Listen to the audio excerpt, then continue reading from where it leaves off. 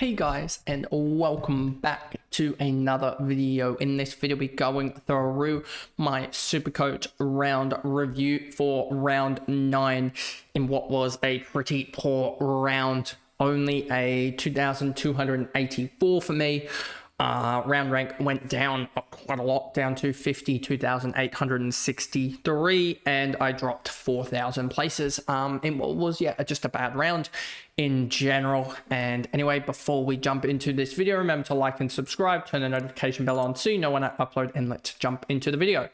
So as you can see, there's the round itself. Not the best round. We'll go through why and go through potential trade plans itself. So my backline actually stood up pretty well.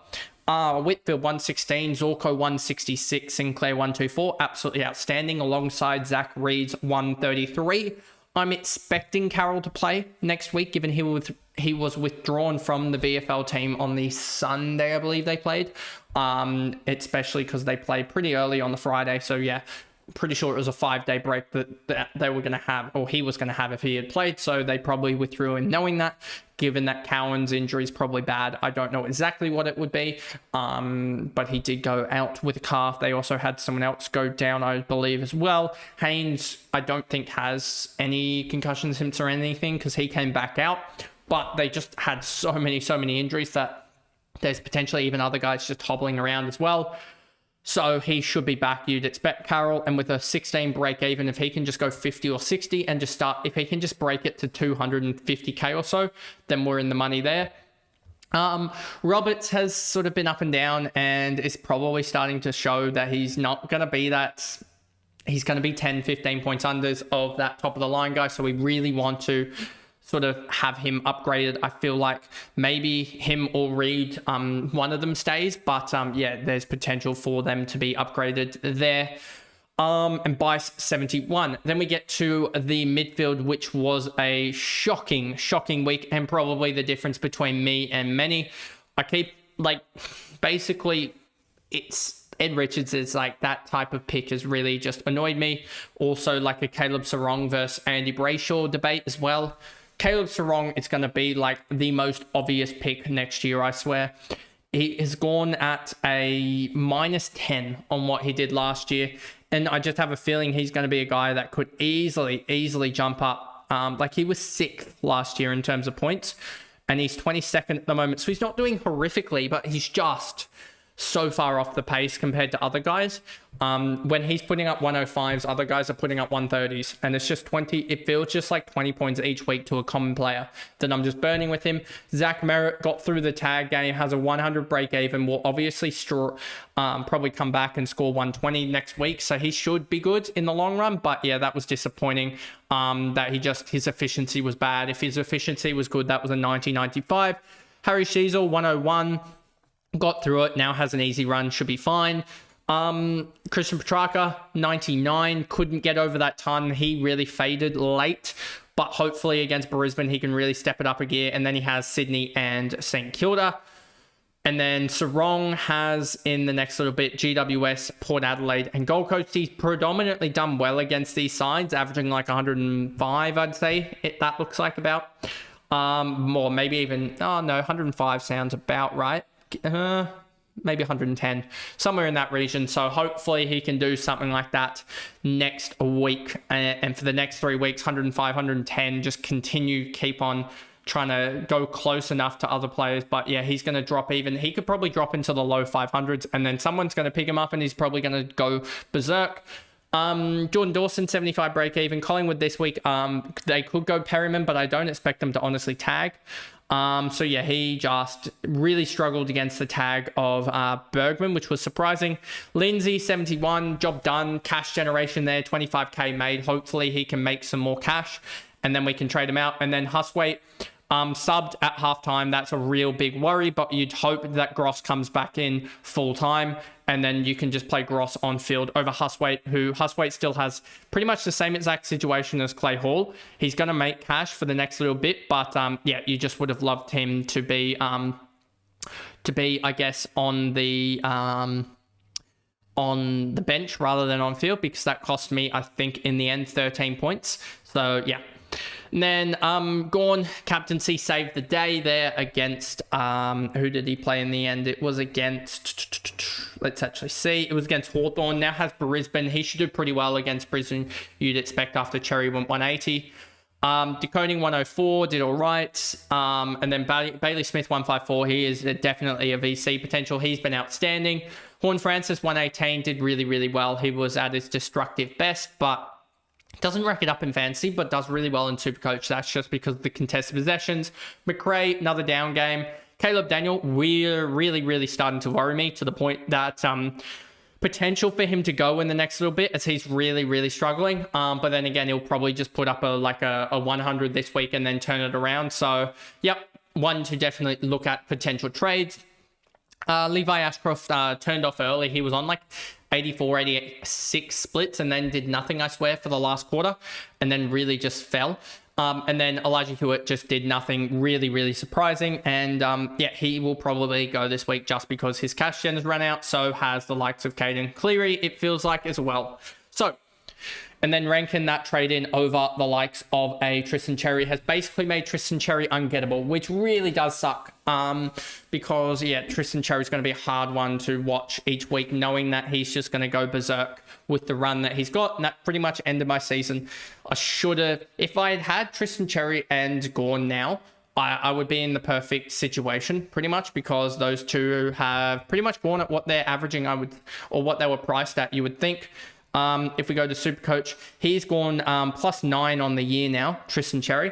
And yeah, he was electric, and he's doing it without the tackles, which is kind of crazy. And yeah, if I'd had him, I would be a full 15 points per game better, which 15 points per game, per round for 9 rounds is about 100 points. So yeah, and I'd be in a much better position, I think, cash generation wise as well. But then again, obviously wouldn't have had the cash because Cherry was priced at like 645 and decoding at like 540. So there was about a 90k difference. But I wish I had gone with Cherry over Rankin. Looking at potential trade options, could do something like this and get rid of Hewitt and Bice, leaving myself with 800k. And then that would probably be El Hooley, I think, is the one. 155k he is. And then what is Sheldrick? Sheldrick could be really, really cheap. You would expect 169k. So yeah, one of those two is probably the option, I would think, as the rookie. And then the Primo would be in the 645k range. But if I just do this, if I was to look at Cherry here, even though he's 680k, is that even possible? Let's just look at this. Go Rankin just on 681k would leave me 119.3, which if I was to just put in players I can afford and then their how they went, there's no players that I could actually get to. Oh, that's because the defender's there. Let's just see. It would be Boxall or like Delena that I could actually get to, I think. Let's just see if there's any in the forward line itself that I could get to. Tom Sins, Day Wicks, Angrove. I don't think any of these guys are really going to play. So, yeah, I'd need probably someone just a little bit more expensive to trade out to get to Cherry and someone else. But, yeah, it could be someone like a wait another week on Hewitt and get rid of a Daniel to get to Cherry. But, yeah, that was just a big absolute stuff up. So, we'll see how I end up doing it. But I could easily see myself doing something like Bice and also Hewitt to a Dunkley and an El Hooley. If I do El Hooley down here and then also a Dunkley in here, then you'll see exactly how it works out with that there. Given Dunkley has Melbourne and you'd expect him to score all right, could do something like that. And that would leave me with a pretty a decent side, but then also I'd be starting to get worried about this round 15, I think it is, or is it round 16? Round 16, I think it is, that I really start to get a little bit worried about having Reed, Zorko, Whitfield, all in the back line, and El Hooley at that point. You'd have potentially 3 Primos down in the back line alongside Merritt, Bailey Smith, and Dunkley and Ashcroft. So I almost can't trade in Dunkley just because of that case there. So if that is the case, then let's just go to players I can afford and then go to 3 round averages. I could look at Ed Richards. That would be another round 12 guy. That could potentially not work. as well as potentially, I don't know exactly, but yeah, that's just sort of something that I've looked at. I've also looked at just getting a Ryan Marrick, but then again, that really starts to just clog this this forward line with just a lot of forward players.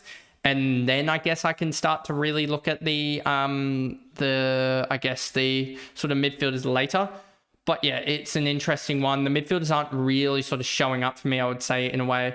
But yeah, we'll see what I end up going for, I guess. But yeah, that's sort of just the thought there with that. Maybe I go like a, but then again, Holmes is on the round 15 as well. Maybe a Jordan Clark, but what round is he on?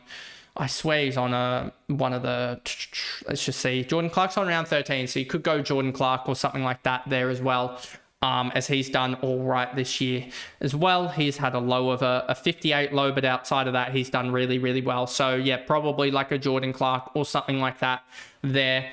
And then you get this, and you get like an El Hawley in the emergency there, sorry, the flex position. Which would give me a pretty decent side. The back line would be almost complete in a way, and then I can trade almost like I can just start trading for the midfielders, I guess, in a way, because my forward line would be this, and then you'd have just the midfield and the flex basically alongside Daniel and potentially like a Roberts to basically trade to. So yeah, that is the thought process. Wish I'd gone Tristan Cherry last week, as that would have just, yeah, I would have got a lot better cash generation out of that compared to Rankin. Rankin would have been gettable this week, and I would have had a pretty much a really good side in general. But didn't happen, didn't make the right move, and that's pretty much the story of the year itself. But anyway, I hope you guys enjoyed that video, and I'll see you guys back here for the SuperCoach trade targets later, as I will be doing the AFL Fantasy trade targets in a live stream on Wednesday, I think. So I'll see you guys then. Bye, guys.